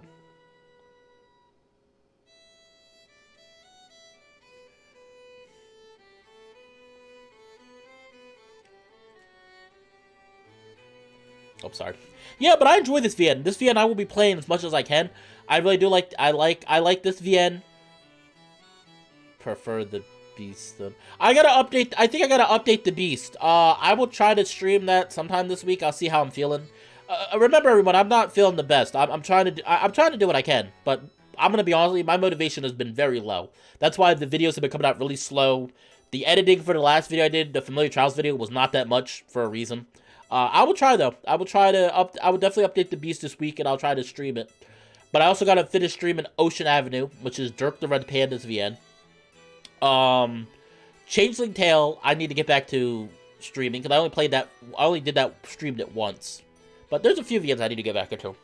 And oh, Changed. I still want to keep playing Changed. Where am I going? The two of you reach the Master's quarters, and after a bow, Astrian heads to his room, exhausted after a long day. You do the same. Hopefully tomorrow you will solve this internet issue once and for all. Don't worry, everyone. I'm going to keep going. I said 5 o'clock. I'm going to keep going. We're not going to stop. Had he been left in the cold room for long enough? Would his body have frozen and his last shred of mind burned up? It had crossed his mind often. Was it possible to ever turn into stone? No. I would like to be an artist. I write. Actually, you know what? I don't... Not to promote myself like that, but, I will actually share my writing channel. I do write. Here you go. I also have some... I also have some stories on there for my, my in-progress, VN. Side stories for my VN world. So, I can share that if you want. You know, I'll post it here. If anybody's interested. Also, I'll post one more time in case anybody's interested in joining the Discord. I know we had a few new people join the stream. I will post one more time. I'll post one more time in case anybody's interested. And use copy button. And this is for the Discord if anybody's interested in joining. The link does expire today, so I don't like to keep permanent links because trolls. For 80 years he had thought, what if the next master was Clement's son, or Perhaps a long lost and forgotten bastard of Jean Marie's. What if he had the dark features of Joseph from 2,000 years ago, or perhaps looked like that Athenian man yet further into the past? Would another Redeemer ever come? Astrian had built countless scenarios, crafted with an artisan's passion, made all the more vivid by the darkness and silence that surrounded him. But that's all behind him, even if his bedroom was more claustrophobic than the cold room. Tonight the Minotaur lies on his bed so small for his frame. Oh, you're talking about for the F? Oh, thanks. It's actually from a picture. It's actually from a picture I got commissioned a few months ago. The sheets covering him make a labyrinth of valleys and peaks, snaking and bunching up around his body. In his sleep, he curls his fingers, shifting the cloth into a new spiral of snakes. Ooh. Ugh, I forgot his skin is still, like, red. I wonder if I had... Did I have that on? Oh, I do. I wonder if I had SFFW mode off, would it show him with, you know...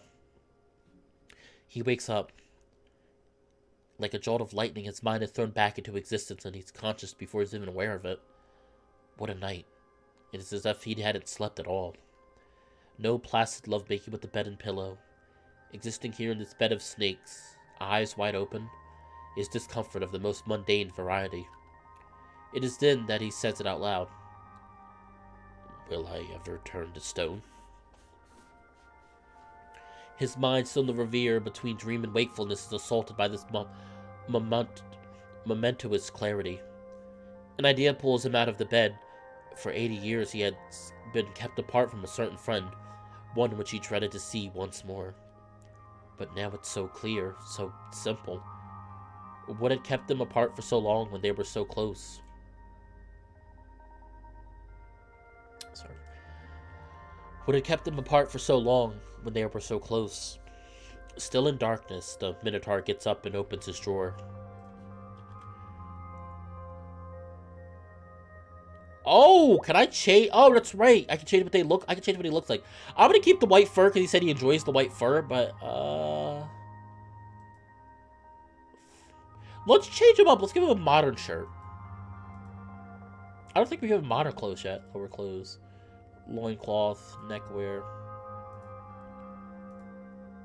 Oh, I like him like this. Oh, this is so cute. Even though I'm a little worried what's going on with him right now. We're gonna keep him like this. I like this.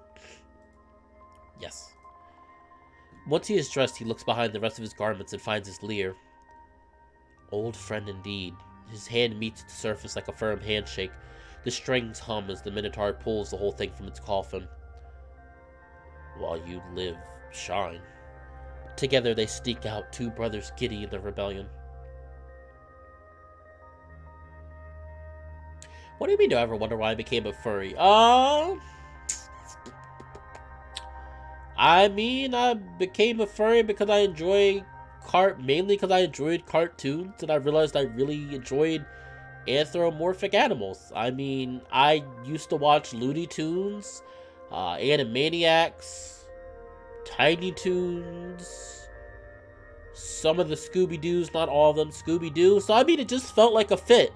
I mean, and I finally realized there was such a term for people that greatly enjoy anthropomorphic animals and the culture it provides when I was like 16, but I didn't officially join the fandom until I was about 18 or 19, and I joined the fandom when I started liking My Little Pony Friendship is Magic.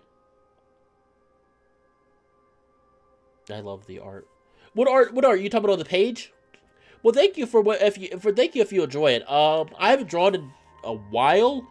I probably need to get out and do that, but oh, you're talking. I'm an idiot. I'm so sorry. Yeah, I love the art too. Who? Hey, Saw 6 here. Hello there. It is what it is. How are you doing? But yeah, I just enjoy I enjoy the fandom, and don't get me wrong. Don't get me wrong.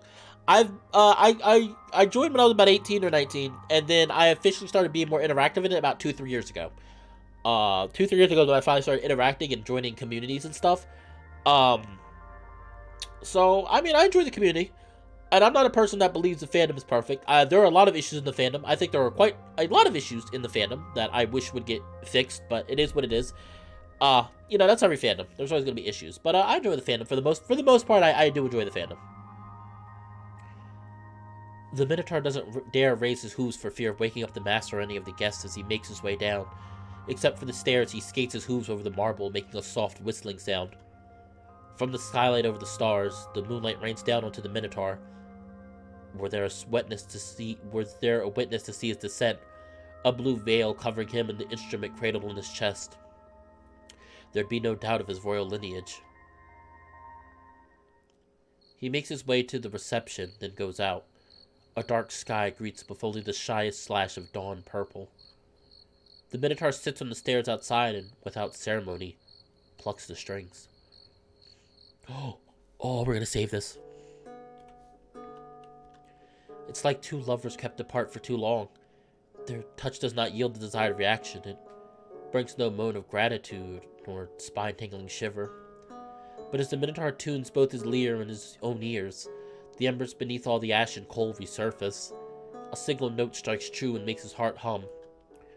But that's just the first string. He continues with the tuning.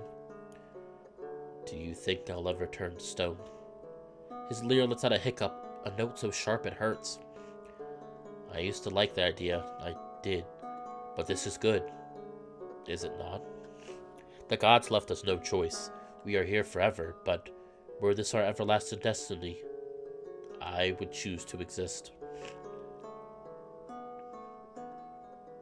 N would be perfect in the furry NSFW furry world, just saying. N. Oh no, not November. Oh gosh, don't get me started on No Nut November. That's fun. I love every time that comes up. It's hilarious. I love No Nut November. Overnight, a sweet dampness settled on the asphalt below, and now it creeps up to the Minotaur and sends shivers down his spine. Back in Knossos, how many times has his bedroom door been left unlocked overnight, allowing him to rise before the break of dawn to witness the palace coming to life? How many times had he done the very same thing in this hotel? One ought not hold on too hard to those precious moments. The more one grasps time, the quicker it escapes.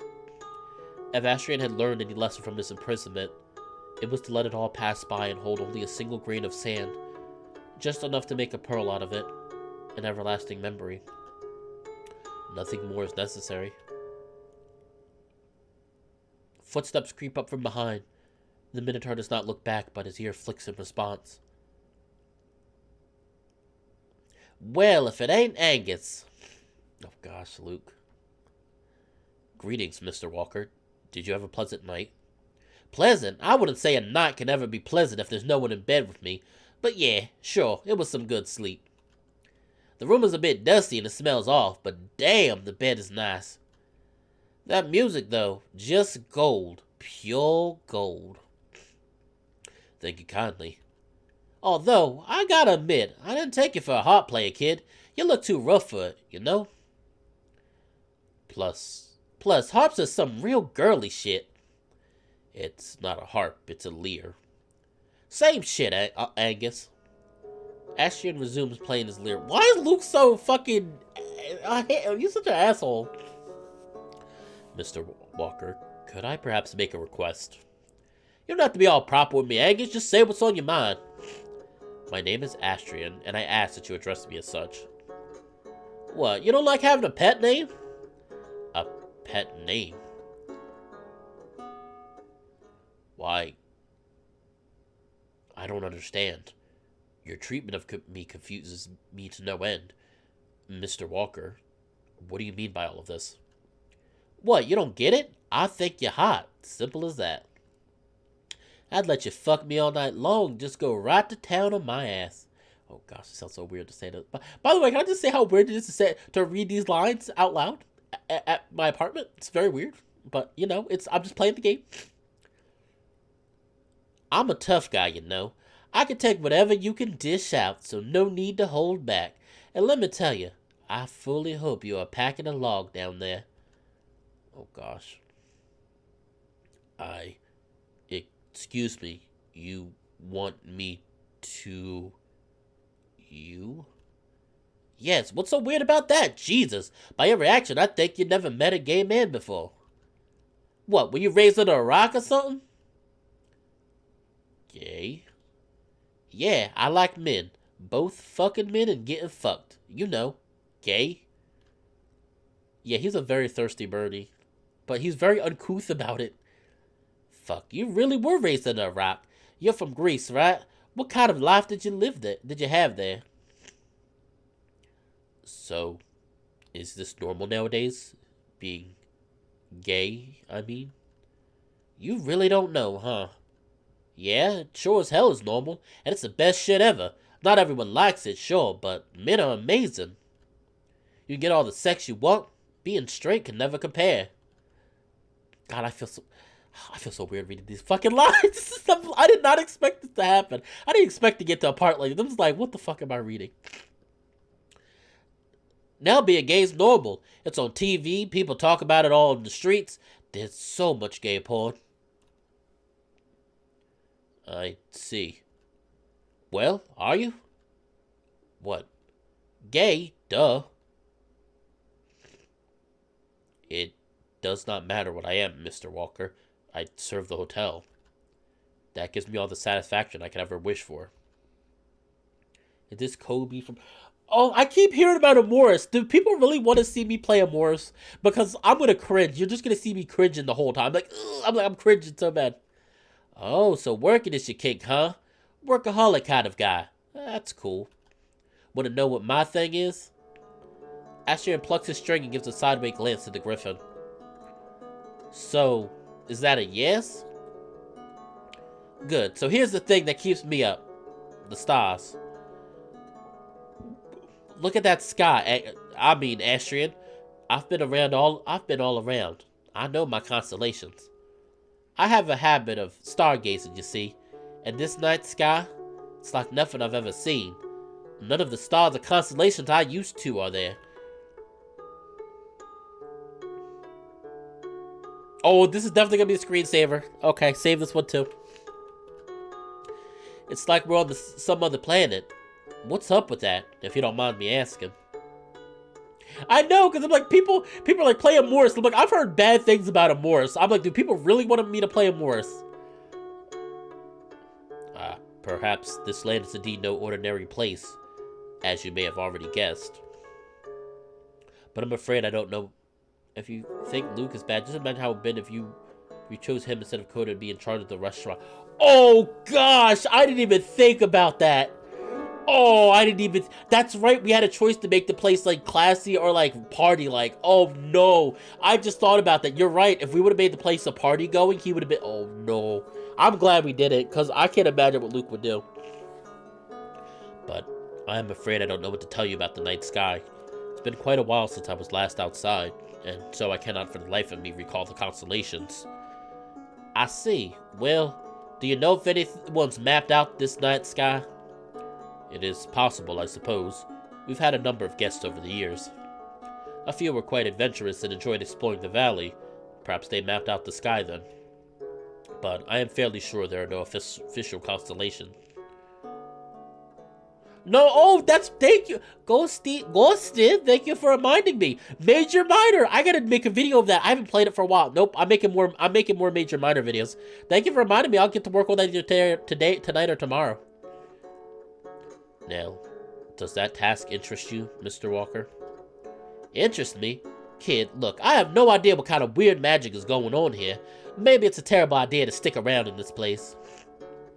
But damn it, mapping out a whole new night sky?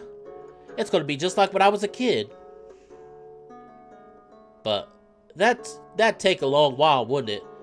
I don't know if I'm staying here that long.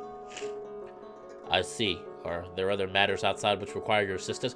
I just stopped playing Major Minor because people didn't really seem interested in it. I mean, I thought of nothing else it's good to make fun of, but nobody really seemed like they were interested. Because I wanted to finish Major Minor so we could play Winds of Change, because I hear Winds of Change is actually pretty good. No, I guess not. I may look young, and I sure have a lot of spunk left in me, but I'm retired. Still, I have a home to go back to, a little cabin. So yeah, Don't know how long I'm staying. I understand. There must be people waiting for you back home.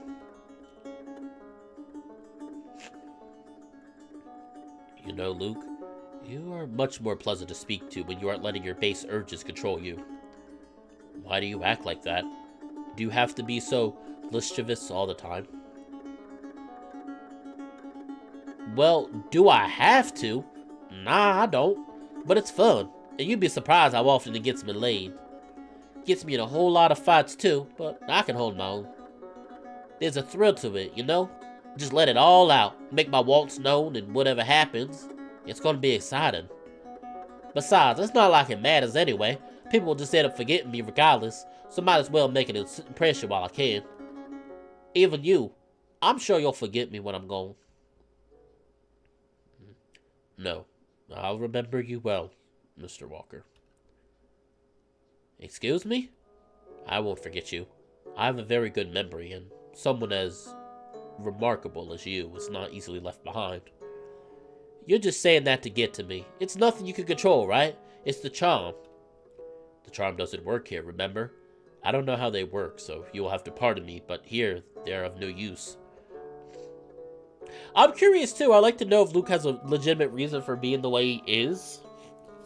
I mean, because that's always interesting to have because a lot of times you get so many stories where you have a character that's, like, the flirt or really, you know, or likes to flirt and whatnot, but it's always nice to have a character like that, but have a reason why they're like that.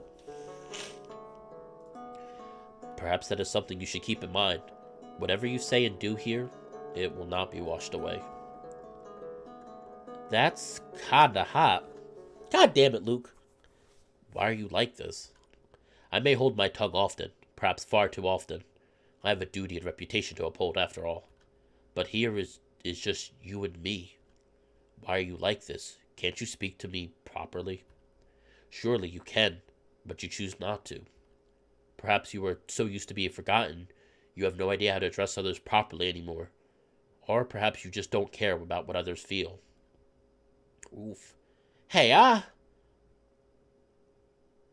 do care, okay? I'm just a fucking dumbass.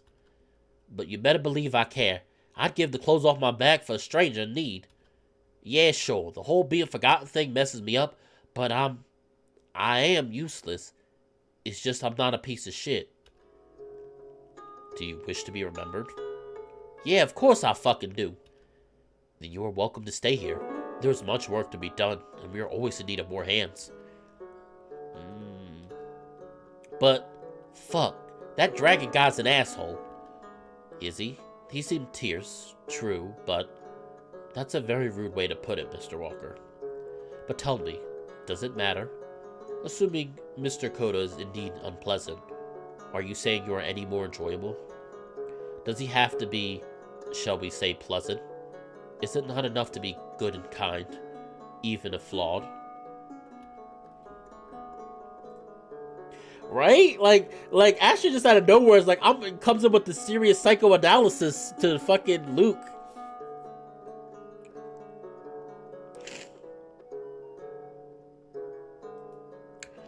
Damn, Astrian, you got some bite to you. I took you for some country bumpkin or something like I'm used to. B. I'll think about it. That's all I'll say.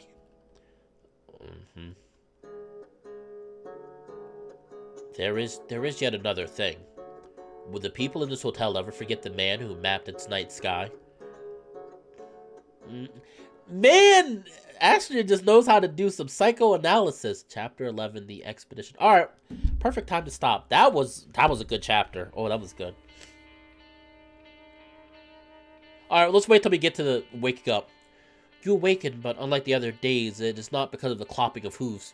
No, this fine morning you leap out of bed with a breathless urgency. There is a distant but unmistakable sound of a flute. A chill snakes up your spine to the back of your skull. Nope, we're gonna stop. Nope, perfect time to stop. Oh, the flute. Isn't that's the snake. That's the keeper. Oh, no, I gotta stop. We're gonna stop. I'm gonna stop now. I want to leave something for you to get excited about. I'm saving here. Nope. Oh, I'm curious to see what's gonna happen. Total guests for... Oh, we have 14 guests. Oh, I'm excited. Alright, let's fun check. Well, thank you everyone for stopping by the video. This was a nice, this was very helpful. I feel a little bit better after streaming. But I gotta end. I think this is a good point to stop. So, but yeah, I thank everyone thank Ghosty for reminding me about Major and Minor. I would have forgot about making another video for Major and Minor. And Morris, I'll think about. Maybe I'll stream it. Wait, I can't stream it because that's a sexual game. I'd have to record it. I'll think about it. Oh yeah, thank you. Pokemon Academy Life. That's right. I will check that out right now. Actually, hold on.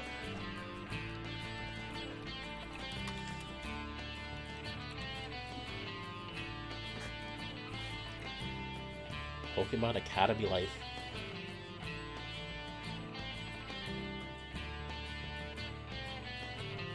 Huh.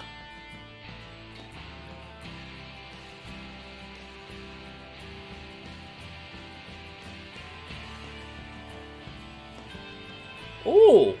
Alright, it looks exciting. I'm definitely going to be downloading. Nivik, I definitely will be downloading and giving it a little look-see. But, anyway, with that being said, thank you everyone for watching the video. Thank you to all the new people that stopped by. I hope you enjoyed yourself. If you really like what I do, feel free to comment. Feel free to subscribe, and don't be afraid to comment, like, and or subscribe. Oh gosh, sorry.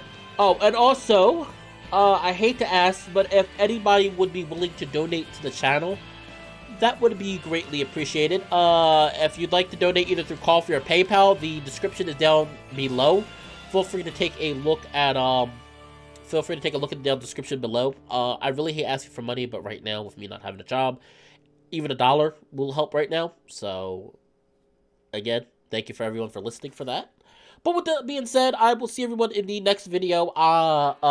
Next video, I will probably be streaming more The Beast. Either The Beast and definitely recording Major Minor. Take care, everyone, and I'll see you next time. Bye.